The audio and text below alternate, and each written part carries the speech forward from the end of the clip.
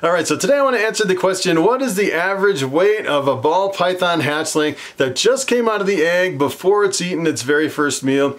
As a matter of fact, I actually have 6 hatchlings up in my hatchling rack that have just shed out. They hatched out about a week ago, and usually you have to wait about a week before they shed, and usually you have to wait before they shed until you feed them for the very first time. Now I was getting ready to feed them, and I thought, wouldn't it be nice to make a video where you can actually see the average weight of a baby ball python before I feed them the very first meal. As a matter of fact, if you actually go over to morphmarket.com, a lot of the hatchlings actually have the weight listed on the advertisement. And if you actually get them too small, you get a hatchling that's really small, like and never has fed before or has eaten very few meals. A lot of times you'll actually have to feed them live mice. Live mouse hoppers is pretty much the only thing a hatchling ball python will eat. So it's kind of the dilemma as a breeder. We really have to get these hatchlings to the point where, you know, a lot of the people you're selling to, I'd say, aren't really comfortable feeding live mice to a snake, especially if it's their very first snake. A lot of times I would recommend feeding at least between 6 and 10 meals before you sell a ball python hatchling to someone. And usually the first 3 or 4 meals are live mice, and then you can slowly transition over to frozen thawed, and hopefully you'll get them to a point where they're on frozen thawed 100% before you sell them. So I'm going to jump over and I'm going to pull out some of these hatchlings and pull out my scale, and we'll see the average weight for some of these ball pythons. Alright, so I want to start with this snake right here. This is Snuggles. We named him Snuggles. This is an Enchi, 100% het desert ghost, probably the smallest of all of my hatchlings. Looks really awesome. Essentially what Enchi does is it really reduces the pattern, and I'm just kind of getting more into Enchi. I haven't really produced a whole lot of Enchis. As a matter of fact, this came from a snake that I didn't even know I had Enchi in my collection. This came from my pastel het desert ghost, and turns out he has Enchi in the mix. I think this is my 3rd year producing Enchi from that male. And look at this guy, how skinny he is, super skinny. I've actually produced albinos that were even smaller than this, maybe even half as big around, super tiny. But I'd say this is probably the average small size for a hatchling ball python. So let's see, I actually brought my balance here. We'll see how much he weighs in grams. He is coming in at 44.4 grams. Alright, so this one we named Rusty. Rusty is a pastel, 100% het desert ghost. I'm thinking this one might have Calico in it. You can see a little bit of kind of the pink color coming up the side, and it's kind of interesting actually. But I did a couple videos with these, and some people said, yeah, that for sure has Calico in it. And some people are like, no, that doesn't have any Calico. It almost looks like it has some Enchi too. A lot of people are kind of on the fence whether this has Enchi or not. This guy's got a little bit of coconut husk.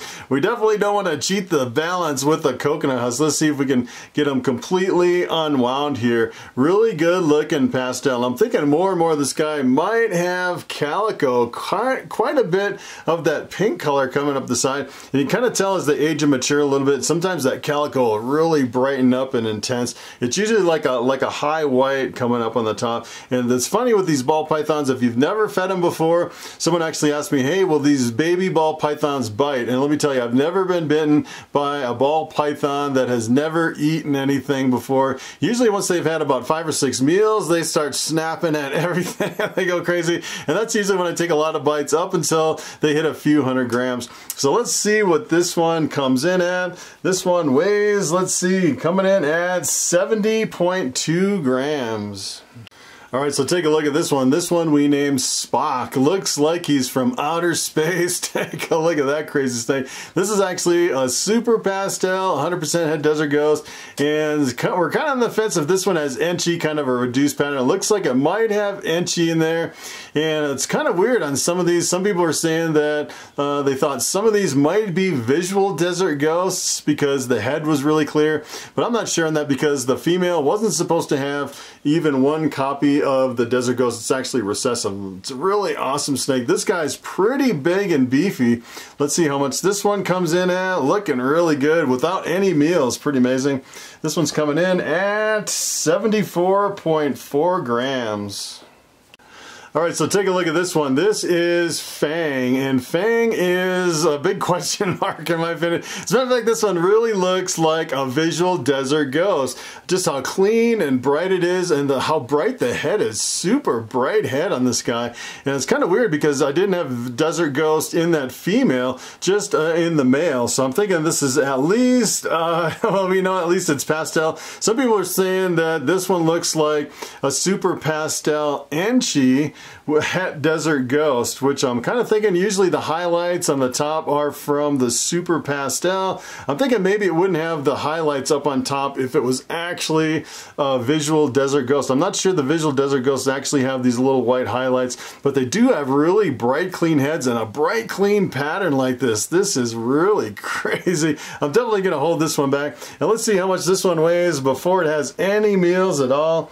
That one's coming in at 54.2 grams. All right, so here is Freckles, and Freckles, these are all from the same clutch, and essentially the pairing on this was pastel Enchi Desert Ghost with a pastel Calico. So this one I think is the super pastel, and you can definitely see the head on this one is for like a regular super pastel. It doesn't really have the bright head like that last one has. Doesn't really have the contrast, and I think this one has Enchi in the mix too, because you definitely see a reduced pattern. So I'm thinking this is a super pastel Enchi, and it almost looks like it could have some Calico coming up the sides. It's kind of hard to identify these. As a matter of fact, someone said, hey, can you make a video on how to identify snakes that are unknowns? And let me tell you, when I hatch out these unknowns, it's like sometimes it's really obvious, and sometimes you have a lot of genes that can be really confusing, and it's a lot of guesswork sometimes. And as a matter of fact, I've actually posted a lot of questions on my videos, and a lot of people have chimed in, and it seems like half the people say one thing and half the people say another thing, and it can be really confusing even with, you know, a bunch of people chiming in. Usually if I have a lot of people saying the same thing, then, you know, I'll kind of lean one way or the other. I'm kind of on the fence with this clutch. This is like the first one that's really stumped me out of all the clutches that I've produced. So let's actually get a weight on this guy. This one is coming in at 59.3. All right, so take a look at this. This is Dusty, named him Dusty. And this one, my best guess on this one, I'm thinking this one might have all the genes in the mix. I think this one might be the Super Pastel Enchi Calico Het Desert Ghost. I'm thinking maybe looking at this one, maybe the last one doesn't have Calico in it, because you can definitely see some of the kind of the white coming up the sides on this one. And this one is, it's kind of interesting because a lot of times you'll actually see more or less white in the background, and sometimes super pastels can be really variable depending on, you know, like which version of pastel and kind of the variability just within the different pastels. And this one's kind of interesting. It has some really interesting colors and patterns. As a matter of fact, it almost looks like it has Sandblast or something in there. I don't know if you're familiar with Sandblast. That kind of looks like it has Sandblast in the mix, which, you know, if it does have Sandblast, you can make some like urban camos and some really crazy stuff like that. Kind of sandblast the pattern out, which is kind of an interesting combo. Of course, it could be just all the genes coming together to produce this really crazy looking snake. So let's get a weight on this one and see what he's coming in at. He or she, I haven't actually figured out the males and females. Looks like 47.1 grams. Alright, so I quickly wanted to show you the male and the female from this pairing in case you haven't seen my previous videos. This one is the male, and look at how beautiful this male is. This is a pastel Enchi Desert Ghost. Probably one of my most impressive ball pythons. Really super high contrast. And the Desert Ghost is recessive. It really brightens and enhances the pastel as the snake ages. A lot of times the pastels will brown out, but if you mix it with the Desert Ghost, it really keeps the high contrast. Really amazing snake. And this guy is pretty big. Look at how big he is. Really amazing snake. And he is from 2016, so he is 4 years old. I'm still trying to produce a whole clutch of visual Desert Ghosts. I actually bred them with my female pastel spider Desert Ghost, and she still hasn't produced a clutch of eggs. So hopefully one of these years she'll actually produce a whole clutch of visuals. This guy is really awesome. So I have the female down here in this big old ARS 8018 tub. This is my pastel Calico female.